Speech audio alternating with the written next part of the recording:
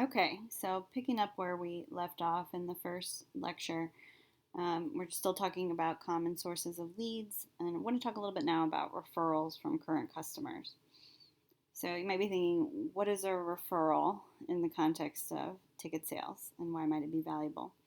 So a referral in this regard is basically when a current season ticket holder shares information about a certain party or multiple parties with the team that they think would be a good lead for them to consider selling tickets to. Now, referrals are not just unique to the sport industry. A lot of other industries would rely on referrals to generate business. Car sales would be one example. Insurance companies rely on referrals, so on and so forth. So this is not something unique to sport, but the way that it is utilized is pretty interesting. And again, the season ticket holder base that you have, so these current customers are really the source of those referrals. And ultimately, as a team, you're looking at any referral you get from a season ticket holder as a warm lead, right? Because you have that connection point with someone who's already purchasing tickets, and they're telling you, hey, I think this particular person or business would be a potential buyer for you. So we would classify those as warm leads, which are, again, very valuable to a sport organization. So I'll tell you a little bit about how the Blues, when I worked for them, how they had an entire referral program for season ticket holders. And this was something that I managed as part of my job, so I worked a lot in our referral system. But basically, what we would do is at three different points throughout the active season, we would ask our season ticket holder base to submit three referrals. And basically, this was, the name of someone, their contact information, right? So it was a pretty easy ask in terms of what we wanted them to do. We sent them a survey and they would fill it out.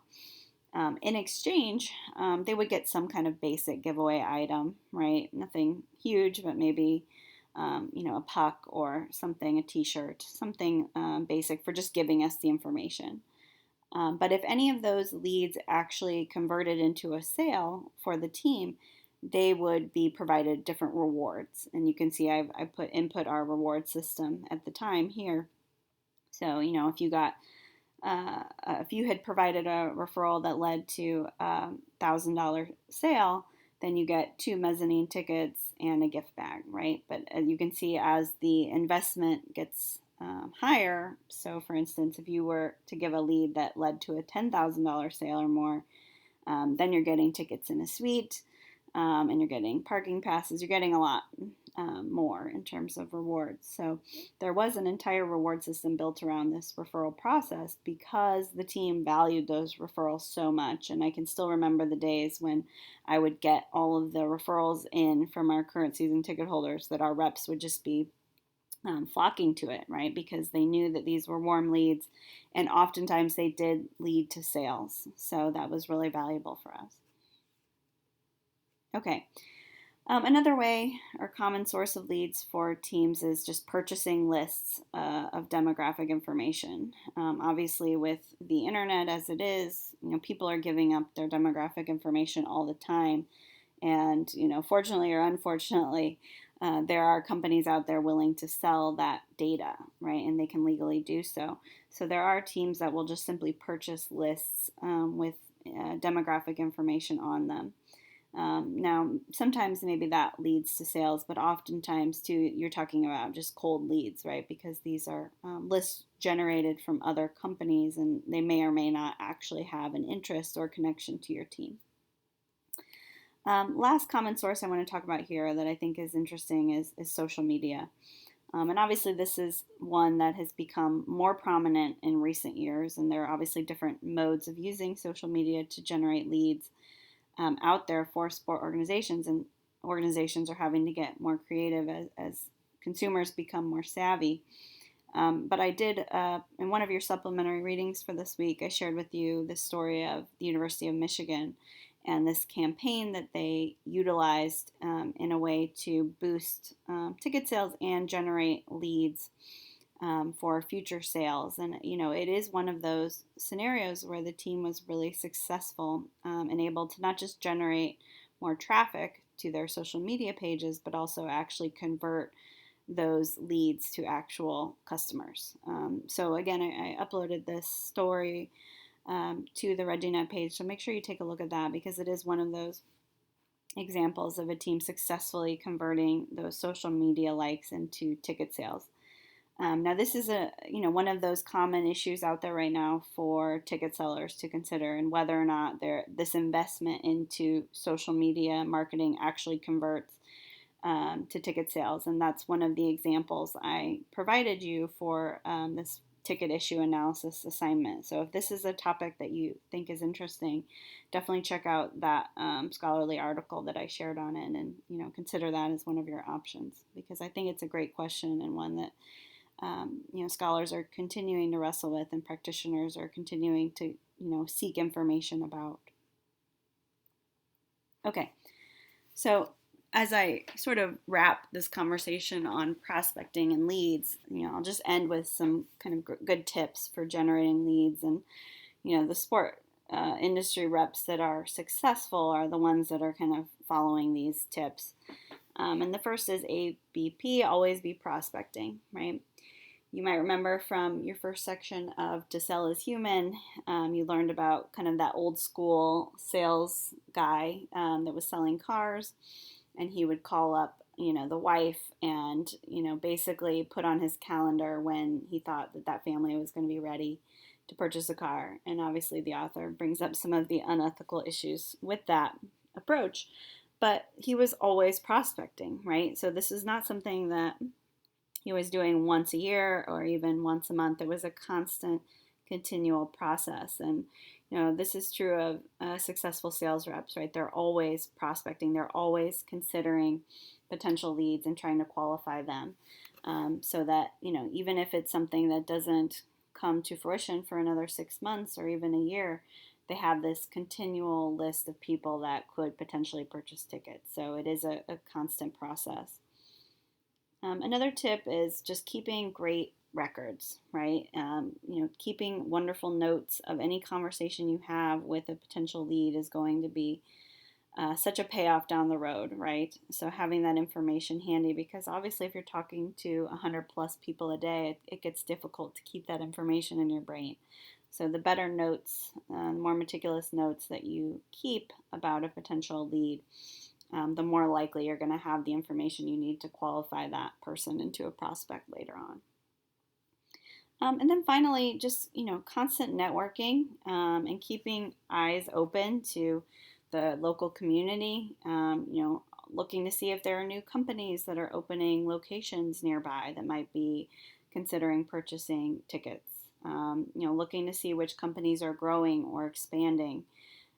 Looking at individuals and sort of, being a detective, right? Being on LinkedIn all the time and trying to see which leads that are seem to be moving up in the industry and might be in a place now where they can afford to purchase tickets. It is a little bit of detective work, right? That you're spending a lot of time sort of researching and keeping yourself up to date with what's happening in the community, and that's something that takes a significant amount of time but will likely pay off down the road. Okay, so I want to shift gears now and talk a little bit about CRM, because we've obviously talked about the importance of data when it comes to prospecting, but ultimately that data is useless if you don't have a system to manage it, right? So that's where customer relationship management comes in, and I've provided you with a definition here. If you're not familiar, it's a system that allows employees to merge all information collected from any touch point with a customer into a single, easily accessible database, providing a 360-degree picture of that fan or prospect. So that's obviously a pretty detailed definition. You could also just think of it as a way to store and sort information about your customers, right? And that's ultimately what a CRM system is. And we'll talk about the different types of software that could be used by sport organizations, but keep in mind that something as simple as an Excel document could be a CRM system for a sport organization. Any kind of software that allows you to collect and manage information. Now, in terms of the importance of a CRM system, there are a few key details that have to be there in order for a CRM system to work. And the first is that the information itself has to be accurate, right?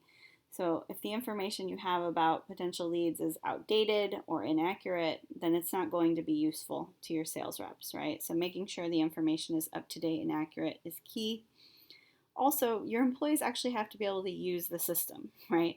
It's not a very useful system if your employees don't have basic training on how to manage the system or utilize it appropriately.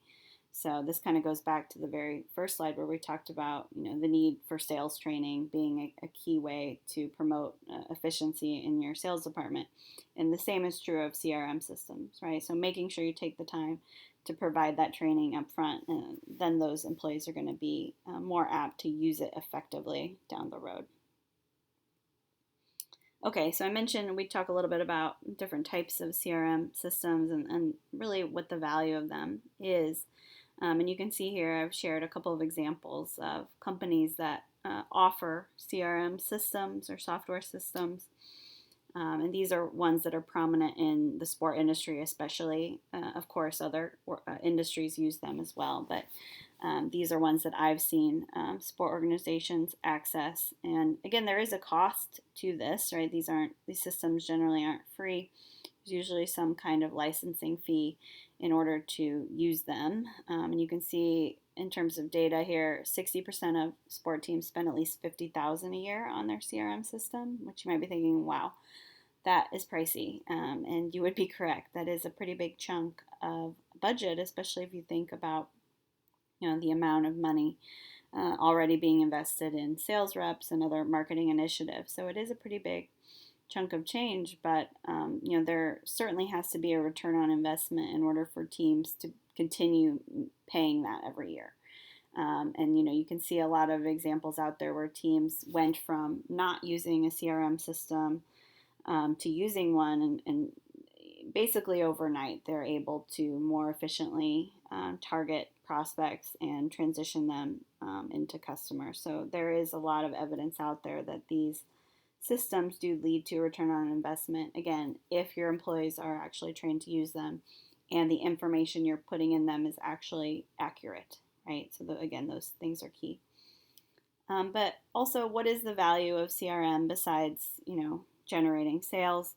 Again, you can take the information that you have about current customers and try to move them up that frequency escalator that we talked about last week. So obviously, again, the more information you have, the more apt you are in terms of reaching those people and moving them up that escalator, right? So if you can see that, a 10-game purchaser that you have actually purchased, 3 additional games last year, and that information's in your CRM system, you might be able to convince them that a half season ticket package is actually more efficient in terms of spending, since they were buying some single game tickets on top of their 10-game package, right? So using that information that you have in order to move current customers up the frequency escalator. The CRM systems also allow you to have really targeted messaging. I know in our CRM system with the Blues, I could go in and basically just filter out some very specific pieces of information. And once I filtered it, I could have the system send emails directly to just those people, right? So I might flag that I only want to send an email to single game ticket buyers, and it will automatically reduce the list to just those individuals. So you can send really targeted messaging, and it obviously is going to save your organization a ton of time. Finally, a CRM system does allow teams to provide more personal experiences, right?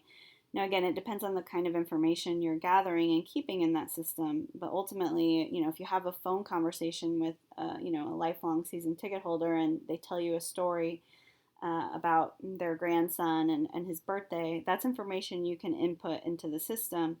And then the next time you see that individual come to the game, you could maybe provide a personalized experience for that person's grandson, and that's obviously a meaningful experience for them, and probably something you wouldn't have been able to do if you didn't have that information saved in the CRM system. So that's a little bit about CRM in general, and again, some of the value that is there and why teams are willing to spend $50K plus on these systems each year. Okay, so most teams who are using a CRM system have some kind of method for which they track info about potential buyers in their systems. And there are typically some key pieces of information you would want to gather about individuals that you talk to. And again, this might vary on a team-by-team basis, but keep in mind that these are general pieces of information that probably most teams are looking to gather each time they have a conversation with a potential lead. And again, this information gets saved in the CRM system so that anyone can access it in the future, right? And that's important. That's an important aspect of these CRM systems is that, we know there's a lot of turnover in ticket sales. So someone that talks to a lead in January may not be working for the team in August, right? So you want there to be good information in that system so that the rep that is following up has that information in one place and they can use it and that first conversation isn't lost. One last thing I want to mention here in regards to CRM is this coding. So generally speaking, with the CRM system, there's some kind of coding system in place so that reps can take shorthand notes, right? So that one, it's easier to input the information. It doesn't take quite as long. And also, again, someone's looking at that information down the road. They can look and see quickly what kind of conversation was had, right? So if a rep talks to a prospect on the phone, they would probably put in this TT for talk to. If they find out that there is high interest from that person, they might put this HI in, and so on and so forth, right? So this coding language is a great way or a shorthand for teams to leave notes that doesn't take a whole lot of time and also allows reps to look at that information and obtain it pretty quickly if they get a call from that person. Now, again, this is just kind of a sample of coding language. Every team might use a different system, but this is pretty common in terms of CRM systems. Okay, so as I wrap up this conversation this week, I do want to note that, if you're interested in this area of sport in terms of data, CRM systems, or just analytics in general and how sport organizations use them, I would highly encourage you to check out this book, Sport Business Analytics. I actually am going to include an excerpt from this book in your supplementary reading on RegieNet this week. And it's a great chapter, and it's really not even a full chapter, but it's a great section about how not only how ticket sales departments are using data to be more efficient, but how other departments of sport organizations are also using these systems. So definitely check out that excerpt on RegieNet because I think it, in terms of this conversation about CRM, it allows us to view it a little bit more holistically and see how valuable these systems could be, not just for ticket sales, but for the sport organization as a whole. Okay, that's all I have for you this week. Again, we're building up each week so that we can actually start talking about the selling process. So next week, we're going to really transition from looking at some of this behind the scenes work that happens in a sales department to actually looking at the sales process itself. So that'll be next week. Hope you enjoy the rest of your week. See ya.